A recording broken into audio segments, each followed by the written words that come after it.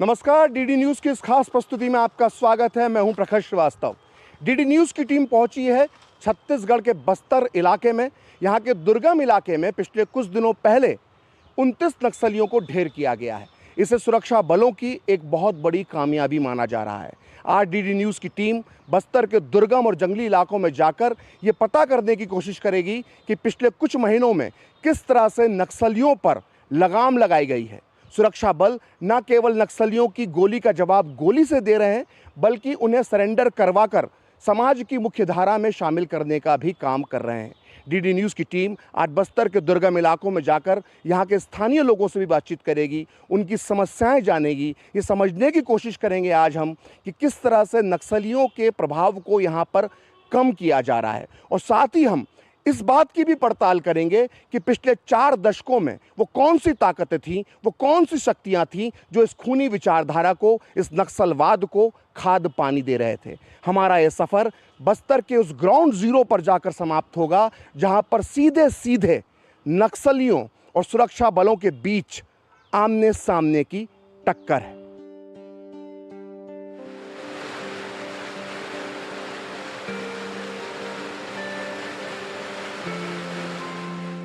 धान का कटोरा कहे जाने वाले छत्तीसगढ़ का बस्तर इलाका। घने जंगलों से घिरे बस्तर का इतिहास युगों युग पुराना है। माना जाता है कि त्रेता युग में इस क्षेत्र को दंडकारण्य कहा जाता था, जहां प्रभु श्री राम ने अपने 14 वर्ष के वनवास का एक बहुत बड़ा समय दंडकारण्य यानी इसी बस्तर में गुजारा था।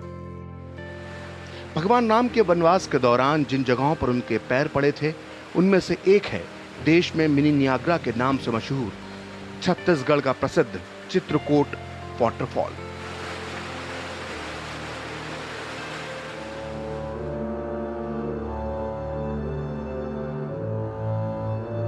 लेकिन आज धान का कटोरा कहे जाने वाले बस्तर का जल, जंगल और जमीन एक संघर्ष के दौर से गुजर रहा है।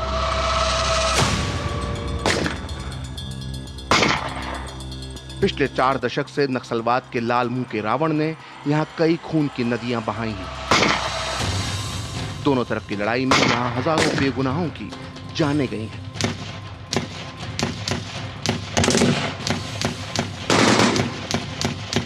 लेकिन आज इस बस्तर में नक्सलवाद का रावण किस तरह अपने अंत की ओर बढ़ रहा है, इसकी पड़ताल करने के लिए डीडी न्यूज़ की टीम बस्तर के दुर्गम और जंगली इलाकों में निकली है। हमारे सफर का पहला पड़ाव बना उत्तरी बस्तर के कांकेर जिले के छोटे बेटिया इलाके का हापाटोला जंगल।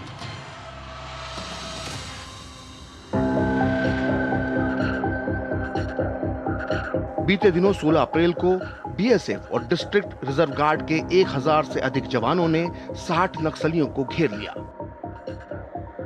दोपहर में लगभग 3 घंटे तक चली इस मुठभेड़ में 29 नक्सली ढेर कर दिए गए। इनमें 15 महिला नक्सली भी शामिल थीं। इनके पास से बड़ी तादाद में आधुनिक हथियार बरामद हुए। मारे गए नक्सलियों में शंकर राव और ललिता भी शामिल थे, जिन पर 25-25 लाख रुपए का इनाम था। ये खूंखार और दुर्दांत नक्सली लोकसभा चुनाव से पहले हिंसक गतिविधियों को अंजाम देने का खूनी प्लान बना रहे थे। हमें 1 महीने से जो सूचना प्राप्त हो रही है कि लोकसभा निर्वाचन के पहले कुछ बड़ी घटना को अंजाम देने की प्लानिंग चल रही है, ये प्रूव होते दिख रहा है। जिस तरह के वेपन्स मिले हैं, जिस तरह के लोग वहाँ पे मारे गए हैं, उनसे ये क्लियर है कि बहुत बड़ी घटना की प्लानिंग वहाँ चल रही है। पिछले 4 महीनों में नक्सलियों के खिलाफ ऑपरेशंस में जबरदस्त तेजी आई है। अब तक करीब 80 नक्सली मारे जा चुके हैं, वहीं 150 से ज्यादा नक्सली और उनके सहयोगी गिरफ्तार किए गए हैं। ये आंकड़े इस बात की गवाही देते हैं कि छत्तीसगढ़ की पुलिस और बाकी सुरक्षा बल बिना किसी दबाव के बस्तर को नक्सल मुक्त करने के मिशन में जोर शोर से लगे हुए हैं। ये बात पुलिस अधिकारी भी मानते हैं। डेफिनेटली नेतृत्व में फर्क आया है, और इससे पहले इस तरह का मोमेंटम 2014 से 17 के बीच में भी दिखा है। फिर बीच में थोड़ा सा स्लो हुआ है, फिर पिकअप हुआ है, लेकिन अभी वापस ऐसा लग रहा है कि सस्टेन्ड वो मोमेंटम जो बोलते हैं वो अभी आया है पिछले कई महीनों में। और चूंकि अभी एक एक यूनिट पर फोकस किया जा रहा है, चाहे सुरक्षा बल का हो या नक्सल संगठन का हो, एक टारगेटेड एक्शन का जो बात चल रही है, इससे बहुत कुछ फर्क आया है। कांकेर में हुए एनकाउंटर के बाद छत्तीसगढ़ में राजनीति तेज हो गई है। पूर्व मुख्यमंत्री भूपेश बघेल और कांग्रेस ने इस एनकाउंटर पर सवाल उठाए। वहीं कांग्रेस की राष्ट्रीय प्रवक्ता सुप्रिया श्रीनेत ने तो नक्सलियों को शहीद तक बता दिया। लोग जो शहीद हुए, हमारे सुरक्षाकर्मी भी कुछ घायल हुए, उन सबको हमारी संवेदनाएं हैं। लेकिन कांग्रेस की मुश्किलें तब और बढ़ गईं जब नक्सली संगठन ने एक पर्चा जारी कर खुद ये स्वीकार कर लिया कि एनकाउंटर में मारे गए सभी लोग उनके संगठन का हिस्सा थे। इस बीच बीजेपी का आरोप है कि भूपेश बघेल की सरकार नक्सलियों से निपटने में नरम नीति अपनाती थी। वहीं कांग्रेस इस आरोप से इंकार करती है। भूपेश की सरकार पूर्ण रूप से इन लोगों के समर्थक सरकार थी, विकास विरोधी सरकार थी।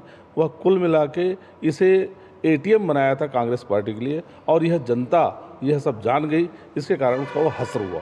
छत्तीसगढ़ में 5 वर्षों में कांग्रेस की सरकार ने नक्सलवाद खात्मे को लेकर जो नीतिगत काम किया है, गोलियों का जवाब गोलियों से दिया गया, विकास पहुंचाया गया, तो 80% नक्सली घटनाएं कम हुई है। कोंडागांव जिला अति संवेदनशील नक्सल प्रभावित क्षेत्र से बाहर हुआ है और छत्तीसगढ़ नक्सलवाद खात्मे की ओर है। राजनीतिक आरोप प्रत्यारोप अपनी जगह है, लेकिन ग्राउंड जीरो यानी बस्तर के दूर दराज के लोग क्या सोचते हैं, ये जानने के लिए हमने बस्तर के एक छोटे से गांव जाने का फैसला किया। छत्तीसगढ़ में जब से सत्ता परिवर्तन हुआ है, तब से नई सरकार जो छत्तीसगढ़ की है वो ये दावा कर रही है कि उसकी सरकार बनने के बाद से नक्सलियों के खिलाफ जो ऑपरेशंस थे उनमें तेजी आई है, इनकाउंटर्स की संख्या बढ़ी है, साथ ही जो समर्पण करने वाले नक्सली हैं उनकी तादाद में भी बहुत इजाफा हुआ है। इसका असर ग्राउंड जीरो यानी बस्तर की धरती जो सबसे ज़्यादा नक्सल प्रभावित है उसमें क्या असर देखने को मिल रहा है और बस्तर के लोग इसको लेकर क्या सोचते हैं, ये जानने के लिए हम पहुंचे हैं बस्तर के एक छोटे से गांव देव गांव में। सर, ये सही बात है कि इनका कहीं ना कहीं कांग्रेस सरकार से मिली भगत है, ये इसके कारण ये नरम पड़ गए हैं। हाँ, ये बीजेपी सरकार में ऐसा नहीं है। बीजेपी सरकार जो है टाइट करेगी और नक्सलवाद को जड़ से ख़त्म करेगी, ये हमारा पूर्ण विश्वास है। हमारे समाज को विश्वास मिलेगा इससे। नहीं सर, वो क्योंकि वो आदिवासी बहुल क्षेत्र है, आदिवासियों के प्रति उन लोगों को कोई सोच नहीं था, कोई लगाव नहीं था, उनके बारे में कुछ सोचते नहीं थे। उनको सिर्फ ना वो शासन प्रशासन तो बोलते ज़रूर है सरकार है करके, आदिवासी भी ट्राइबल एरिया है, यहाँ कोई आदिवासियों के प्रति कोई विकास नहीं हुआ है। और इसलिए पिछली जो सरकार है आदिवासियों के प्रति कहीं नज़रअंदाज कर दिए, कुछ सोचे भी नहीं, देखते भी नहीं है। पिछले सरकार में ऐसे महसूस होता था कि कहीं उनको नक्सलियों को बढ़ावा दिया जा रहा है और अति महसूस किया जा रहा था। छत्तीसगढ़ के लाल दानव यानी नक्सलियों के 3 दुश्मन हैं।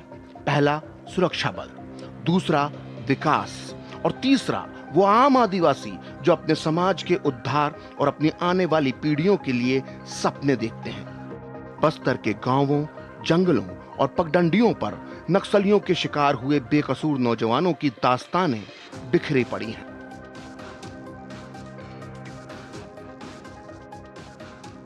जब आप बस्तर के इलाके से गुजरते हैं, नक्सली प्रभावित इलाकों से जब आप गुजरते हैं, तो कुछ ऐसी चीज़ें नज़र आती हैं जो भारत के किसी इलाके में आपको नज़र नहीं आएंगी। मिसाल के तौर पर आप इस मूर्ति को देख सकते हैं।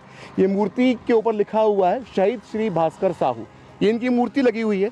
और ऐसी कई मूर्तियां आपको बस्तर के अंदरूनी इलाकों में दिखाई देती हैं। अब जब आप ये मूर्ति देखेंगे तो आपको लगेगा ये किसी सुरक्षा बल में काम करते होंगे, वहाँ शहीद हो गए होंगे या छत्तीसगढ़ पुलिस में होंगे, लेकिन ऐसा नहीं है। ये एक सामान्य नागरिक थे, ये एक वाहन चालक थे, लेकिन साथ में सामाजिक कार्य भी करते थे भास्कर साहू।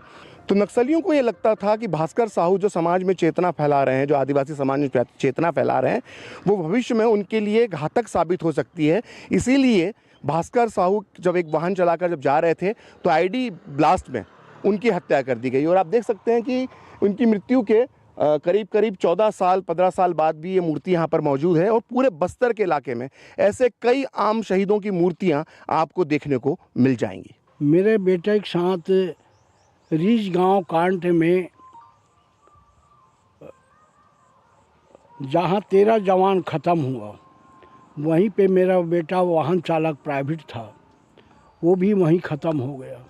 झूठी आश्वासन मेरे को दे करके आज तक के घुमा के रखा, कहीं नहीं हुआ। भूपेश बघेल के 5 वर्षीय समय में मैं अपना टीम लेके उनके पास गया, मेरे शहीद परिवारों के साथ में उनके जन दर्शन में आया था यहीं, वहाँ गया, हमारा कुछ नहीं सुने। थोड़ा थोड़ा शुरुआत हुआ है, लेकिन फिर भी कमी है।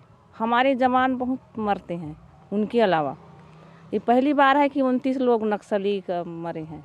बस्तर में तो एक गांव में 5 या 10 घर हैं, उसमें एक मकान यहाँ है, एक वहाँ है, एक वहाँ है, ऐसा था।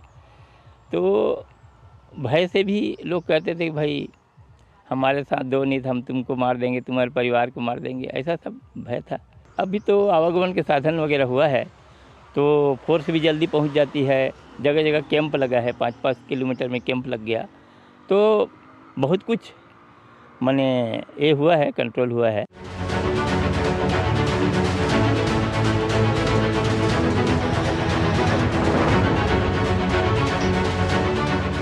खूनी नक्सलवाद से निपटने के लिए सुरक्षा बलों और सरकार को एक नहीं बल्कि 2 मोर्चों पर युद्ध लड़ना पड़ रहा है और इस दूसरे मोर्चे का नाम है अर्बन नक्सलवाद। दरअसल बस्तर के नक्सलियों के तार कई बार दिल्ली जैसे बड़े शहरों से भी जुड़े पाए गए हैं।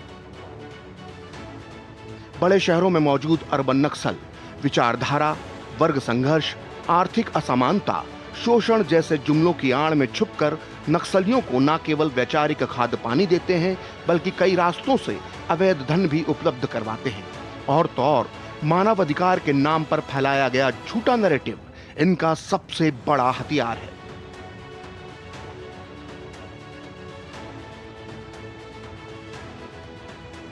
इनका सबसे बड़ा सपोर्ट रहता है शहरों में, जैसे बॉम्बे, दिल्ली, बेंगलोर, हैदराबाद, इस तरह के बड़े बड़े शहरों से इनको सपोर्ट मिलता है, जो सबसे ज़्यादा लीगल सपोर्ट के नाम पे या किसी और के नाम पे इनको सपोर्ट करते हैं। तुरंत एक घटना के बाद एक उनके सपोर्ट करने के नाम पे पुलिस के ऊपर आरोप लगाना और इसी आड़ में आदिवासियों के मदद करने के आड़ में बहुत फंड्स पहुंचाना, उनके तक खबर पहुंचाना।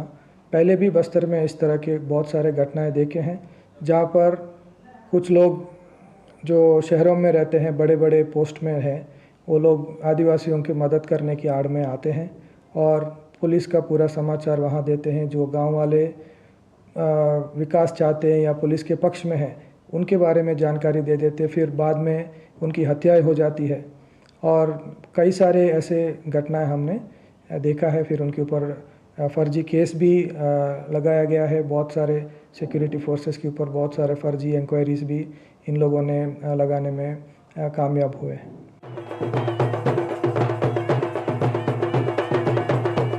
बस्तर के आदिवासी समाज की सदियों पुरानी संस्कृति अनेकता में एकता की मिसाल है। आदिवासी समाज को भी अपनी संस्कृति से बेहद प्यार है। वो अपना हर त्योहार पूरी परंपरा से मनाते हैं। ऐसा ही एक त्योहार है चैत्रई। बस्तर में गोंड समाज के लोग सामूहिक रूप से चैत्रई का उत्सव मना रहे थे। हम भी उनके साथ इस त्योहार में शामिल हुए। यहाँ उन्होंने खुलकर अपने दिल की बात रखी। हमारे बच्चे लोग गांव में रहते हैं, शिक्षित नहीं है, उसे उठा कर ले जाते हैं बच्चे लोगों को। बच्चियां चले जाती हैं, उन्हें गुमराह कर दिया जाता है और उनके पढ़ाई का, उनके शिक्षा दीक्षा का किसी प्रकार का ध्यान नहीं दिया जाता, क्योंकि वो भय में रहते हैं। गांव में रहेंगे तो नक्सली से और पुलिस का सहायता लेंगे पुलिस से, दोनों तरह से पिसाए जा रहे हैं। सरकार को इस ओर विशेष रूप से ध्यान देना चाहिए कि बच्चियों का ध्यान दे। छोटे छोटे बच्चियों का ले जाकर शोषण करते हैं, उन्हें ज़बरदस्ती बंदूक पकड़ाकर उसे एक दूसरे में लड़ाते हैं। यहाँ नक्सली पीड़ित हम परेशान हैं, नक्सली पीड़ित भी है, प्लस हमें पुलिस प्रशासन से भी हमको तकलीफ हो रहा है। दोनों तरफ से हम बीचों बीच में पीसे जा रहे हैं। इधर नक्सली से पीसे जा रहे हैं, इधर पुलिस वाले से पीसे जा रहे हैं, दोनों तरफ से हम बीच में पीसे जा रहे हैं। सरकार जो है हमारे समाज के प्रति खरा उतरना चाहिए, शिक्षा दीक्षा के प्रति ध्यान देना चाहिए। और रही सवाल हमारे समाज में शिक्षा की कमी, और कमी की वजह से सब हमारे बच्चे। इसमें कोई शक नहीं है कि बस्तर के भोले भाले आदिवासी 2 पार्टों में पिस रहे हैं।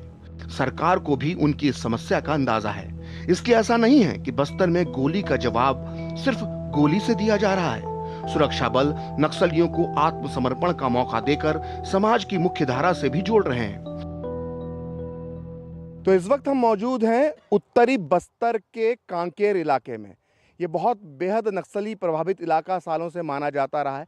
पिछले दिनों यहाँ पर इनकाउंटर हुआ था जिसमें 29 नक्सली ढेर किए गए, लेकिन यहाँ पर नक्सली समस्या से निपटने के लिए सिर्फ बंदूक का ही सहारा नहीं लिया जाता, बल्कि सरकार यहाँ पर लोगों से जो नक्सली हैं उन्हें सरेंडर भी करवाती है, उन्हें मुख्य धारा में लाने का प्रयास भी करती है।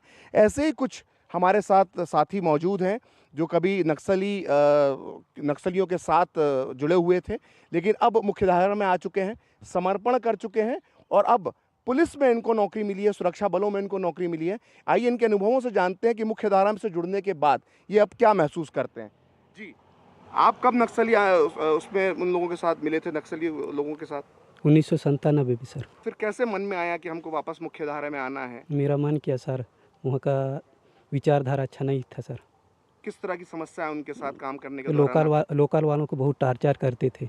किस तरह का टॉर्चर करते थे? काम में भी, उगाही में भी, हर प्रकार के टार्चर करते थे।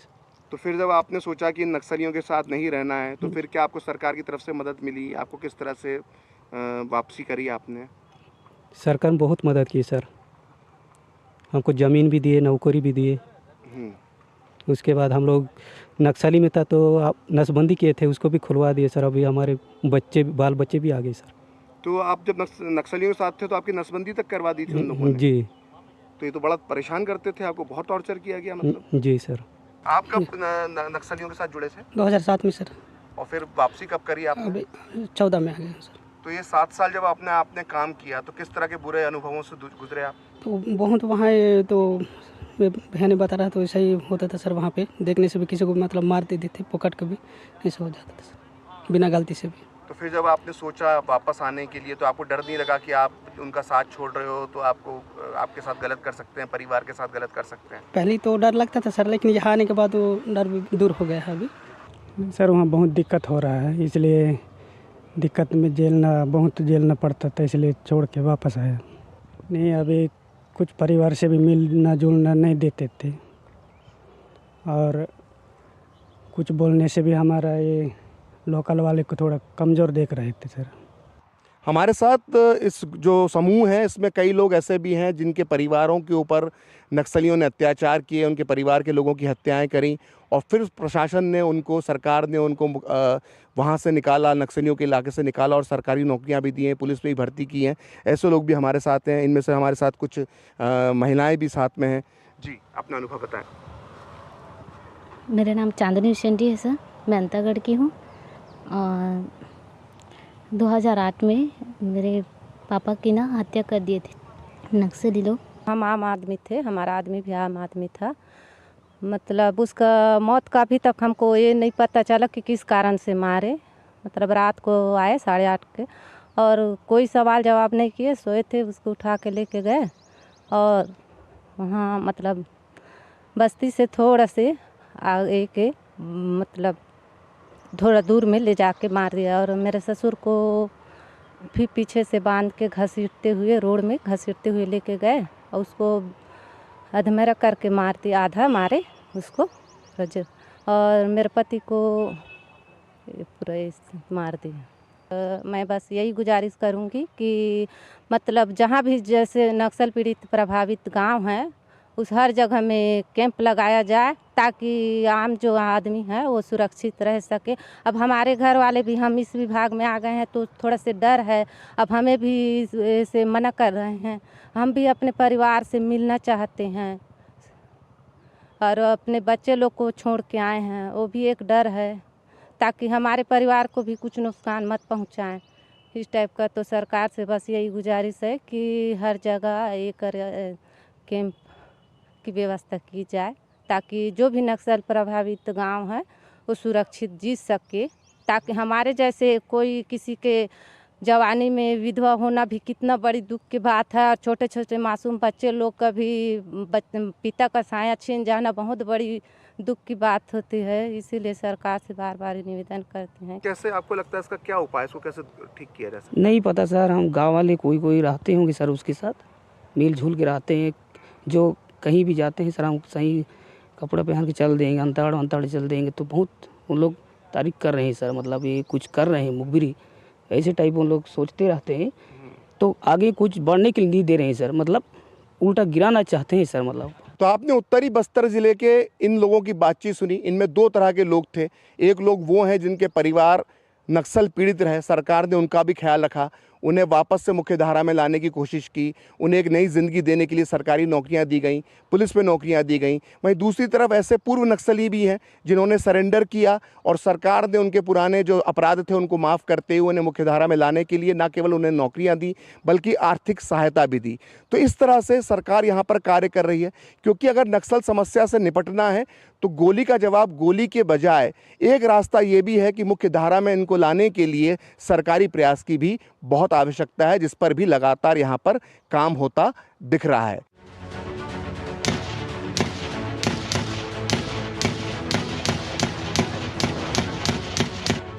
बस्तर के घने जंगलों में खूनी नक्सलवाद से एक युद्ध लड़ा जा रहा है और कोई भी युद्ध बिना हौसले के नहीं जीता जा सकता और सुरक्षा बलों के बीच इन्हीं हौसलों को तैयार करता है बस्तर के कांकेर में बना जंगल वॉरफेयर कॉलेज। हम हैं देश के जवान, हम देश की सुरक्षा के लिए लड़ सकते हैं, हम जान की बाजी तक लगा सकते हैं। इस वक्त हम लोग मौजूद हैं छत्तीसगढ़ पुलिस के ट्रेनिंग कॉलेज में, जहां पर गोरिल्ला पद्धति से यहाँ के जो कमांडोज हैं उनको ट्रेनिंग दी जाती है जिससे वे नक्सलियों का मुकाबला कर सकें। और जब मैंने गोरिल्ला पद्धति की बात करी है तो यहाँ का जो ध्येय वाक्य है उसमें भी लिखा हुआ है, fight the gorilla like a gorilla. यानी अगर गोरिल्ला युद्ध आपको लड़ना है, गोरिल्ला से लड़ना है, तो आपको गोरिल्ला की तरह लड़ना पड़ेगा, क्योंकि छत्तीसगढ़ के जंगलों में, बस्तर के जंगलों में नक्सलियों ने गोरिल्ला युद्ध कई दशकों से छेड़ रखा है। और अब इसका मुकाबला करने के लिए छत्तीसगढ़ पुलिस ने जो ट्रेनिंग कैंप पिछले कुछ सालों पहले बनाया था, उससे अब जो कमांडो तैयार होकर निकल रहे हैं, उनकी वजह से नक्सल जो मूवमेंट जो पूरा यहाँ पर चल रहा था, नक्सलियों की जो आतंकी घटनाएं जो चल रही थी, उस पर अब लगाम लगाई जा रही है। जंगल वॉरफेयर कॉलेज की स्थापना 2005 में की गई थी। यहाँ सुरक्षा बलों को नक्सलियों से लड़ने के लिए गोरिल्ला युद्ध कला की ट्रेनिंग दी जाती है। इसके लिए यहाँ एक खास घना जंगल भी बनाया गया है। क्योंकि जंगल में जब जाते हैं नक्सल से लड़ने के लिए तो हमें ऐसे ही जंगल और पहाड़ पर्वत नदी नाले मिलेंगे, तो यहाँ पर उसकी तरह हुबहू जो मैदान जंग है उसी की तरह इस जंगल को डेवलप किया गया है। इसमें से आप देख सकते हैं 90,000 से ज़्यादा अभी पेड़ लग चुके हैं। यहाँ पर वर्तमान में 11 से ज़्यादा तालाब खोदे गए हैं जो नेचुरल वाटर रिसोर्सेज का भी काम करती है। और आप देख सकते हैं अलग अलग तरह से, तो ये जो आप हुबहू जो जंगल है, जितने भी बस्तर के जो जंगली इलाके हैं हुबहू उसी की तरह है, ताकि मेल खाता हो और हम वहाँ जब जाए तो अलग ना लगे। तो यहाँ पे जो ट्रेनिंग होती है, जैसा कि अभी बताया कुछ महिला कमांडोज ने, जी 5 दिन 5 रात आपके जिनको आप ट्रेनिंग देते हो उस जंगल के अंदर उनको आप ट्रेनिंग देते हैं। 5 दिन 5 रात जो होता है वो लास्ट में होता है, जब ट्रेनिंग के लास्ट में होता है तो एक COB बोला जाता है। तो उस समय वो जब जाते हैं कम संसाधन में, बहुत कम लिमिटेड, क्योंकि हम जब बस्तर के अंदरूनी इलाके में ऑपरेशंस के लिए जाते हैं तो हम वेपन रहता है हमारे साथ, कुछ लाइट किट होता है और कुछ लिमिटेड खाने के साधन होते हैं। तो उतना बहुत ज़्यादा वजन लेकर के हम कई किलोमीटर तक जाना और वहाँ पर हाल्ट करना बहुत मुश्किल होता है। तो कम संसाधन में यहाँ पर रुकवाया जाता है 5 दिनों तक, 5 रात तक। वो पहाड़ियों में, जंगल में, गांव से दूर, बसाहट से दूर वो रहते हैं और वो फील करते हैं कि जब जंगल में जाएंगे उस प्रकार से नक्सल उन्मूलन की दिशा में जब आगे बढ़ेंगे तो वो 5 दिन तक बेखौफ रह सकते हैं वहाँ पर। उस प्रकार से वो 5 दिन तक। उसके अलावा भी जब 45 दिन का जो ट्रेनिंग होता है, उस ट्रेनिंग सेशन में हर अल्टरनेट डे के बाद जो ऑपरेशन होता है उसमें भी वो रात में और दिन में अलग अलग समय में वो जंगल में जाके रुकते हैं और 5 दिन तो लास्ट में रुकते हैं। यहाँ अब तक अलग अलग फोर्स के 35,000 जवानों को ट्रेनिंग दी जा चुकी है, जिसमें NSG भी शामिल है। लेकिन यहाँ की सबसे खास बात है यहाँ कठिन ट्रेनिंग लेने वाली महिला पुलिसकर्मी, जिनके हौसले सब पर भारी हैं। इस वक्त मेरे साथ मौजूद हैं छत्तीसगढ़ पुलिस की महिला कमांडो, जिनसे बात करते हैं कि यहाँ पर इन्होंने क्या सीखा है और जब असल में इनकाउंटर का मौका आएगा तो किस हौसलों के साथ ये नक्सलियों का मुकाबला करेंगी। मैं इनसे इस बारे में जानना चाहूँगा। आपका नाम क्या है? मेरा नाम प्रधान आरक्षक 44 मेघा शर्मा है। मेघा जी, यहाँ पर आपने किस तरह की ट्रेनिंग ली है? यहाँ पर हमने सर कमांडो ट्रेनिंग ली है। कमांडो ट्रेनिंग हमको मुश्किल से मुश्किल हालात में कैसे जीवन जीना है, कैसे सफल होना है और कैसे नक्सलियों को बर्बाद करना है, ये सिखाता है। यहाँ पे हम हॉर्बर के लिए जाते थे, एम्बुश के लिए जाते थे, जंगलों में रात काटे हैं, 3-3 4-4 दिन हम जंगलों में रहे हैं। वहाँ से हमें जो हमारे पास मौजूद है, जो हमारे पास सामान है, उनको साथ में ढोके लेकर जाना और उसे बनाना, उसे खाना और ऐसे में ही नक्सलियों से लड़ना। कम चीज़ों में कम संख्या की चीज़ होती थी और उसमें हम कैसे सर्वाइव कर सकते हैं, ये सब हमको जंगलवार कॉलेज ने सिखाया सर। यहाँ से आने से पहले मैं 5 किलोमीटर पैदल नहीं चल पाती थी। वो यहाँ आने के बाद आज मैं 30 किलोमीटर पैदल चली हूँ, दौड़ी हूँ, और वो भी 10 किलो रेत लेके और राइफल साथ में था सर। ये 5:30 बजे शुरू हो जाती है स्टार्टिंग हम लोगों का। उसके बाद से बीच में बस 1 घंटा 1.5 घंटा का उसमें समय मिलता है, जिसमें लंच वगैरह जो भी होना है वो होता है, ब्रेकफास्ट वगैरह। और उसके बाद इसमें क्लासेस होती है, आउटडोर एक्सरसाइज भी होता है, ग्राउंड एरिया वाला भी एक्सरसाइज होती है। यहाँ सर यहाँ आने के बाद हम लोगों को पता चला कि फाइट द गोरिल्ला और लाइक अ गोरिल्ला का असली अर्थ क्या है। यहाँ का अनुभव बहुत ही अच्छा रहा। यहाँ आने से पहले हमें कैसे लड़ना चाहिए नक्सलियों से, उनका सामना कैसे करना चाहिए, इस बारे में हमें कुछ भी नहीं पता था। 45 दिनों की ट्रेनिंग में उनसे लड़ना, उनको बर्बाद करना और चालाकी और गोरिल्ला पद्धति से कैसे लड़ना है, ये हमें पता चला। सर हमने यहाँ पे सीखा है कि अगर हम कम नफरी में हैं और दुश्मन अधिक हो तो उनसे से कम नफरी में कैसे उनको बर्बाद कर सकते हैं। और हमने यहाँ ये भी सीखा है कि हमें आड़ का उपयोग करके नक्सलियों को कैसे बर्बाद करें, और बहुत सारे ऐसे रेंजेस हैं जिनका हम लोग सीखे हैं और हम लोग उसको अपने लड़ाई के दौरान उपयोग कर सकते हैं सर। तो यहाँ पर आपने क्या मुश्किल चीज़ आपको क्या लगी कि बड़ा मुश्किल है? सर मैं तो यहाँ कभी 20 किलोमीटर 10 किलोमीटर रनिंग नहीं की थी। वो बहुत कठिनाई से यहाँ 10 किलो वेट लेके बहुत दौड़ना पड़ा और उसको अच्छे तरीके से सफल किया सर। दौड़ी हो 10 किलोमीटर वेट लगाकर, तो अब जब नक्सली ने तो सही में मुकाबला जी सर कर सकती हूँ सर। छत्तीसगढ़ पुलिस का नाम ऊपर ही करोगी ना? जी सर, 24 घंटा हम तैयार रहेंगे अपने थाना एरिया में। बस्तर में सुरक्षा बल हर मोर्चे पर चाक चौबंद नजर आ रहे हैं। ग्राउंड पर इसका नतीजा भी दिख रहा है। बस्तर के घने जंगलों में अब नक्सलवाद की लौ बुझती दिख रही है, और इससे ही बस्तर के भोले भाले मेहनतकश आदिवासियों को उम्मीद की एक नई किरण नजर आ रही है।